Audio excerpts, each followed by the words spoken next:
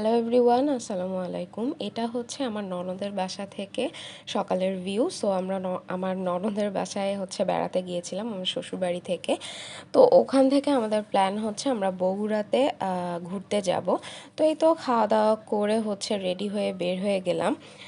আমার ননদের বাসা থেকে বগুড়া শহর বা হচ্ছে বগুড়ার যে কয়টা প্লেস আছে ঘোরার, তো ওইগুলো হচ্ছে অনেকটা দূরে। এই জন্য আমরা সকাল সকালই বের হয়ে পড়েছি, যেহেতু আমরা সারাদিন হচ্ছে ঘুরে ওই জায়গাগুলো সব কভার করব। তো এই তো আমরা চলে আসলাম হচ্ছে মহাস্থানগড়ে। তো এইখানে এসে বেশ ভালোই লাগছিল, জায়গাটা অনেক নিরিবিলি ছিল আর চারপাশে তো সবুজ আর সবুজ, তো সবুজে ঘেরা হচ্ছে গাছপালাগুলো দেখতে ভালোই লাগছিল। আশপাশে শুধু গাছপালাই এত ভালো লাগছিল, আর জায়গাটা অনেক বেশি সুন্দর আর কি সবুজের জন্য। আর এটা হচ্ছে জিওতকুণ্ড নামের কিছু একটা ছিল, তো এখানে যে লেখাও আছে, এটা আমি একটু ফুটেজ নিয়েও রেখেছি।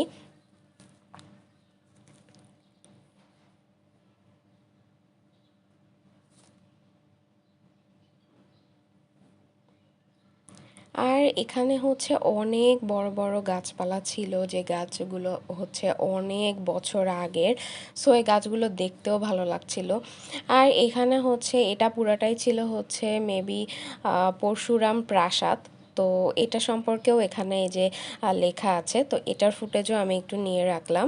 যদিও এগুলো হচ্ছে দাঁড়িয়ে দাঁড়িয়ে আমি অনেকক্ষণ ধরে পড়েছি যে এখানে আসলে পরশুরাম প্রাসাদটা সম্পর্কে কি লেখা আছে। তো যাই হোক, দেন হচ্ছে চারপাশটা ঘুরে ঘুরে দেখলাম। তো এখানে তেমন কিছুই নেই, জাস্ট এই প্রাসাদটাই এখানে হচ্ছে ছিল, সেটারই জাস্ট হচ্ছে এই দেয়ালগুলো রয়ে গেছে। তো এটাই আর কি, চারপাশ ঘোরাঘুরি করে দেখছিলাম, কিছু ছবিও তুললাম, ভিডিও করলাম। আর এত পরিমাণ রোদ ছিল, যেহেতু আমরা সকালের দিকে ঘুরতে গিয়েছি, সো রোদে একদম পুড়ে যাচ্ছিলাম মনে হচ্ছিল।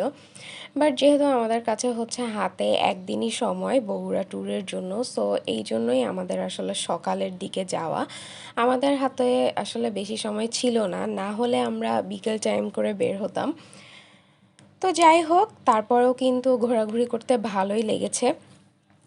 তো আমরা এক পাশটা শেষ করে এটা হচ্ছে আর এক পাশে চলে আসি। এটাও মানকালীর কুণ্ড ছিল সম্ভবত।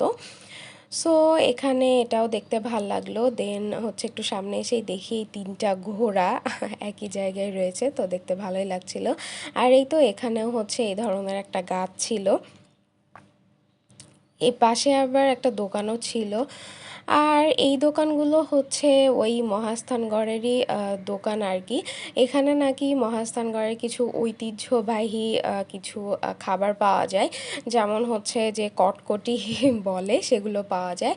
তো ওইখান থেকে হচ্ছে আমরা মাজারে চলে আসি। এটা হচ্ছে মহাস্থানগড় মাজার। এখানেও ঢুকে চারপাশটা একটু ঘুরে দেখলাম যে কি আছে এর মধ্যে। এখানেও বেশ অনেক মানুষ হচ্ছে এসেছে। আমি জাস্ট হচ্ছে একটু দেখার জন্য গিয়েছিলাম, বেশিক্ষণ এখানে হচ্ছে স্টে করি নাই।